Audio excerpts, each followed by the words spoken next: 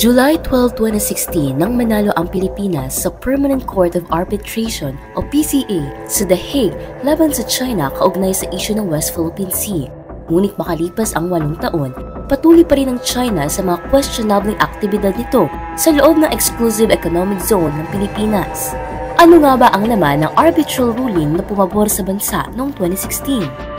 Pinawalang bisa ng arbitral ruling ang 9-dash line claim ng China na sumasakop sa kabuuan ng South China Sea at West Philippine Sea.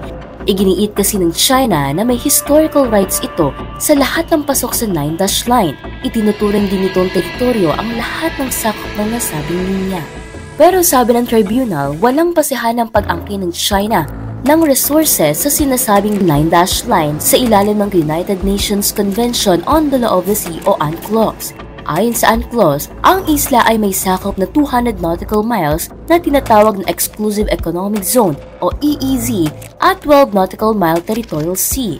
Walang kumpletong soberanya ang Pilipinas sa EEZ, ngunit may sovereign rights o may karapatan ito sa mga likas na yaman na makikita rito. Ang mga bato naman ay walang EEZ, ngunit mayroong territorial sea, habang ang low tide elevations ay parehong walang EEZ at territorial sea. Nangangahulugan nito na hindi pwedeng angkinin ng China ang ilang isla at iba pang maritime features na pasok sa EEZ ng Pilipinas tulad ng Ayungin Shoal at Scarborough Shoal.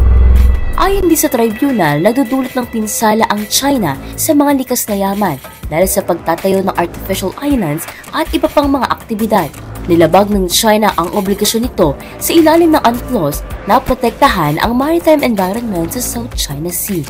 Kinilara rin ng tribunal ang karapatan ng mga Pilipinong mangingisda sa Scarborough Shoal at sinabi na unlawful ang mga aksyon ng China upang pigilan ang mga mangingisda.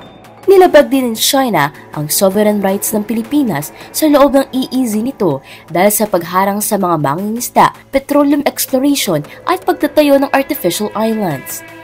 Sinabi rin ng tribunal ng mga aksyon ng China tulad ng large-scale land reclamation at pagtatayo ng artificial islands ay nakadagdag lang sa tensyon sa gitna ng arbitration proceedings.